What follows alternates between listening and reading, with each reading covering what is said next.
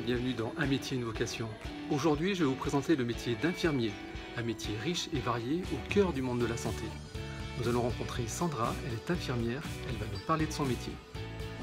Alors j'aimerais en savoir plus sur le métier d'infirmière. Quel est ton quotidien? Alors, au quotidien, mon métier s'articule autour de 3 pôles. Un pôle technique, un pôle relationnel et un pôle administratif. Concrètement, je démarre ma journée en prenant ma relève auprès de mes collègues. J'effectue ensuite un tour auprès des patients dans lesquels je réalise les différentes prescriptions médicales. Pansements, perfusions, injections et autres soins.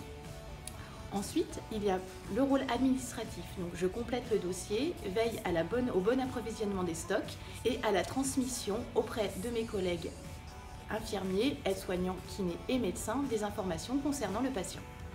Alors, est-ce un métier relationnel? Absolument. C'est un métier qui comporte une phase technique, comme lors des soins que j'ai évoqués plus haut, et également un grand relationnel, puisque nous sommes un métier de contact. Nous sommes au contact auprès du patient, des familles, des différents intervenants médicaux, paramédicaux et sociaux. C'est un métier où le contact est essentiel. Alors, en tant qu'infirmière, dans quel type d'établissement, quel type de structure peux-tu intervenir?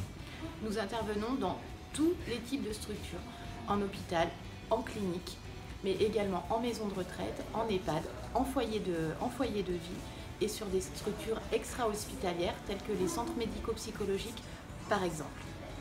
D'accord, donc c'est très varié. Et dans quel type de service peux-tu travailler? Alors, nous pouvons travailler dans des services, là aussi c'est très varié, en médecine, en chirurgie, des services très techniques tels que la réanimation, la salle de réveil, le bloc opératoire, les urgences. Mais nous intervenons aussi dans des services auprès de populations spécifiques telles que les personnes âgées, les enfants ou les personnes atteintes de handicap. Merci Sandra, j'en sais plus maintenant sur ton métier d'infirmière. Merci. Bonne journée, au revoir. Au revoir. Je vais retrouver maintenant Édouard, il est responsable clientèle et recrutement chez Adéco Médical. Je souhaite avoir ses conseils et plus d'informations sur le métier d'infirmier. Alors Édouard, je viens de rencontrer Sandra qui m'a parlé de son quotidien et de son métier d'infirmier, mais concrètement, quelle formation je dois faire si je veux devenir infirmier? Bien Dominique, pour exercer ce métier, il faut passer le diplôme d'état infirmier. Ce diplôme, il se fait dans des instituts de formation en soins infirmiers, qu'on appelle aussi IFSI. On en compte environ 350 en France. L'admission va se faire sur concours et chaque IFSI organise son propre concours. Donc il est possible de s'inscrire dans différents organismes de formation. Au niveau du concours, il est composé de 2 épreuves écrites et d'un oral de 30 minutes. La formation dure 3 ans et on va dispenser des enseignements théoriques et des stages pratiques au cours de ces 3 années. Lors de la dernière année, le futur infirmier va présenter et soutenir un mémoire devant un jury. Enfin, lorsqu'il sera diplômé, son diplôme lui conférera le grade de licence Bac+3. D'accord, très bien. Et alors du coup, après quel diplôme je peux intégrer cette formation? Pour se présenter à ce concours, il faut être âgé d'au moins 17 ans et du coup être titulaire d'un baccalauréat ou d'un titre équivalent. Il existe aussi des passerelles pour intégrer le concours et la formation en soins infirmiers. Les auxiliaires de puériculture et les aides-soignants qui ont au moins 3 ans d'expérience peuvent se présenter à un examen d'admission spécifique et donc du coup être dispensés de quelques modules de formation. D'accord, très bien. Du coup, selon toi, quels sont les critères à avoir pour devenir infirmier?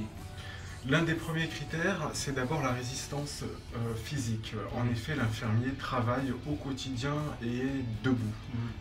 Également, il doit disposer d'un fort mental, il est confronté à la douleur et à la mort. Ensuite, il faut qu'il ait le sens du dialogue. Du coup, il recueille de nombreuses informations et est en contact en permanence avec les familles et les équipes de soins. Et puis, je terminerai par le fait qu'il doit être capable d'analyser des situations assez rapidement. D'accord. Alors du coup, ma dernière question, elle est plutôt au niveau de l'évolution de carrière des infirmiers. Quelles sont les évolutions éventuelles de carrière qu'un infirmier ou une infirmière peut prétendre? Et suite à l'obtention du diplôme, l'infirmier peut se spécialiser sur du bloc opératoire, en anesthésie ou en puériculture. Également, tout au long de sa carrière, il peut continuer aussi sa formation via des diplômes universitaires ou interuniversitaires, comme par exemple l'alcoolologie, la tabacologie. Et enfin, s'il souhaite évoluer vers des fonctions managériales, il peut passer un diplôme de cadre. J'en sais maintenant beaucoup plus sur le métier d'infirmier et sur les fonctions essentielles. J'espère que vous aussi et que nous vous avons donné éventuellement envie de faire ce métier.